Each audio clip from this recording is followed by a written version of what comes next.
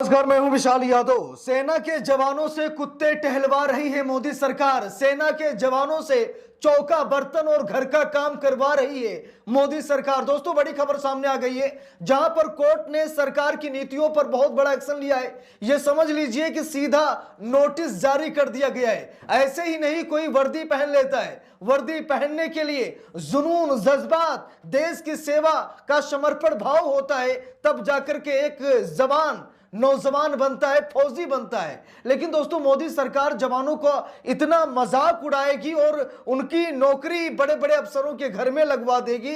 वो चौका बर्तन करेंगे, वो दूध दही लाने जाएंगे, मार्केट से सब्जियां लाने जाएंगे और बड़े बड़े अधिकारियों के कुत्ते टहलवाएंगे। भाई, ये कौन सा नियम है? हम सभी लोगों को मालूम है कि हमारे देश का जवान, वर्दी पहनने वाला जवान बॉर्डर पर गोली खाने का शौक रखता है, लेकिन यहां मालिक का कुत्ता टहलवाने का नहीं। अब जरा सोचिए, मोदी सरकार में जवानों को कितनी जिल्लत की जिंदगी जीनी पड़ रही है। आज इस खबर को देखकर आप लोग दंग रह जाएंगे, परेशान हो जाएंगे और कहेंगे धिक्कार है ऐसी सरकार का जो सेना के जवानों का सम्मान न कर सके। दोस्तों, मामला कोर्ट चला गया है और कोर्ट ने सीधा गृह मंत्रालय और केंद्र सरकार को नोटिस जारी किया है कि भैया कारण बताइए। जो सेना के जवान हैं, आप उनसे सरकारी अधिकारियों के कुत्ते क्यों टहलवा रहे हैं? आप उन्हें चौकीदार क्यों बना रहे हैं? आप उन्हें किसी का नौकर क्यों बना रहे हैं? अरे, देश के लिए मर मिटने वाला जवान जो बॉर्डर पर तैनात होने के लिए वर्दी पहनता है, आप अधिकारियों के घर पर उसकी ड्यूटी लगवाते हैं, अधिकारियों के कुत्ते टहलवाने पर मजबूर करते हैं, अधिकारियों के बर्तन धोने पड़ते हैं। भाई, मुझे मालूम है, अगर सेना का जवान अपने घर वालों को फोन करे और कह दे कि मैं यहां पर अधिकारी का कुत्ता टहलवा रहा हूं, उनके घर का काम कर रहा हूं, सब्जी लाने बाजार जा रहा हूं, तो माता पिता को क्या गर्व होगा?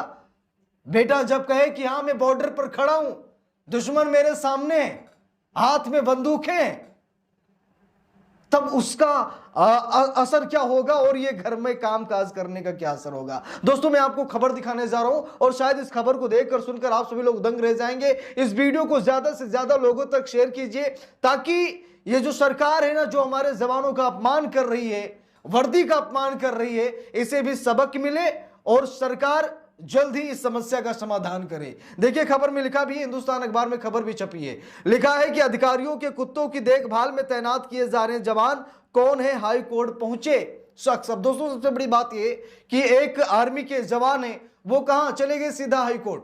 हाई कोर्ट जाने के बाद उन्होंने कहा कि भाई, बीएसएफ के जवान जो हैं वो कहीं ना कहीं अधिकारियों के कुत्ते टहला रहे हैं, अधिकारियों के घर का काम कर रहे हैं। देखिए, लिखा भी है, बीएसएफ के डीआईजी साहब हैं। बीएसएफ के डीआईजी संजय यादव द्वारा दायर जनहित याचिका में कहा गया है कि हमारे देश के सैनिकों को विशेष रूप से उच्च पदस्थ अधिकारी के कुत्तों की देखभाल के लिए तैनात किया जाता है। जरा देखिए, बीएसएफ के डीआईजी संजय यादव ने कहा, हाई कोर्ट में जाकर कहा कि हमारे सेना के जवान उच्च पदस्थ अधिकारियों के कुत्तों की देखभाल कर रहे हैं।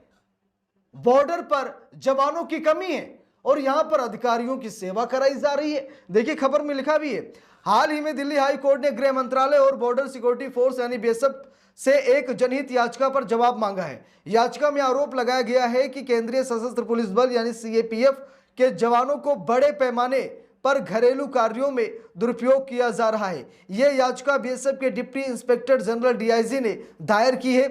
इनका नाम संजय यादव है। याचिका में कहा गया है कि देश के सैनिकों को यहां तक कि उच्च अधिकारियों के कुत्तों की देखभाल में तैनात किया जाता है।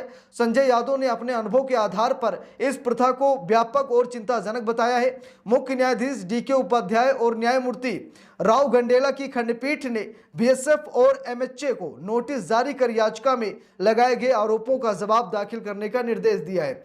घरेलू कार्यों में जवानों की तैनाती का आरोप लगा है और दोस्तों, ये सच्चाई हम सभी लोग जानते हैं। सेना का कोई बड़ा अधिकारी रिटायर होता है तो उसकी सिक्योरिटी किससे?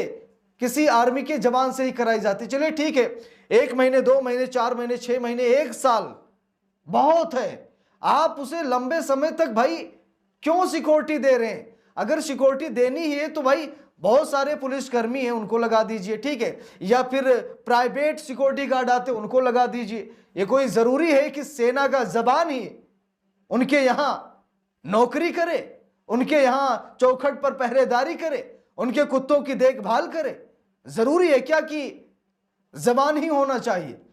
देखिए, तमाम बहुत सारी एजेंसियां हैं, प्राइवेट एजेंसियां हैं जो सिक्योरिटी गार्ड तैनात कराती हैं, पूरे मतलब ताकत के साथ, हथियारों के साथ लैस होती सिक्योरिटी, उनका इस्तेमाल करें। भाई क्यों ये सरकारी धन का दुरुपयोग किया जा रहा है और हमारे जवानों का मनोबल तोड़ा जा रहा है?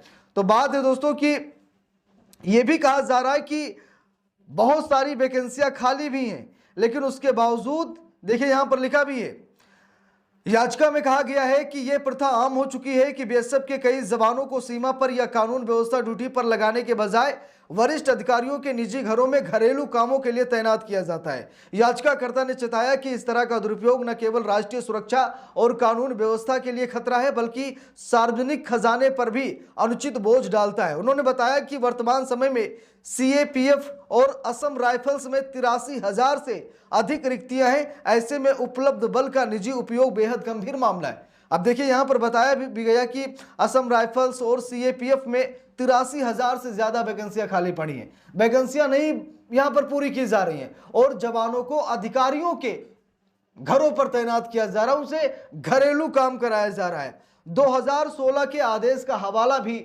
याचिका में दिया गया, लिखा भी है।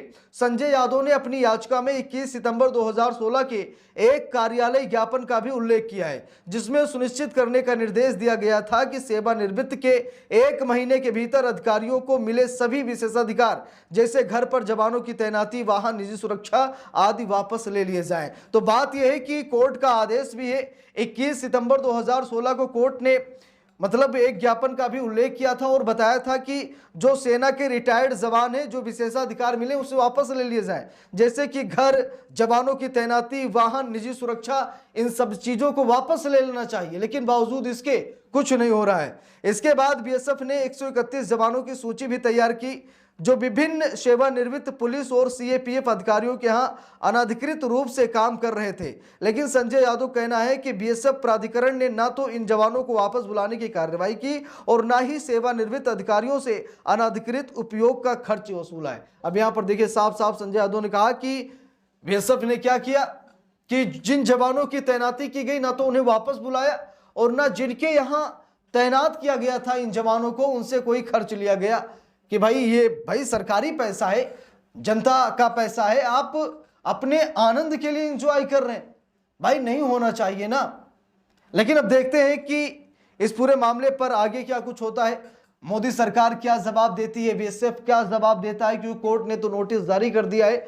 लेकिन दोस्तों है ना हैरान करने वाली बात, परेशान करने वाली बात, मेरे हिसाब से ऐसा नहीं होना चाहिए, लेकिन ऐसा ही हो रहा है। हमारे जवानों का ये अपमान है। बाकी आप लोगों की क्या राय है कमेंट करके जरूर बताइएगा। वीडियो को लाइक शेयर, अगर चैनल पर नए हैं सब्सक्राइब करके सपोर्ट कीजिएगा। मिलते हैं दूसरी वीडियो में, तब तक के लिए बहुत बहुत धन्यवाद।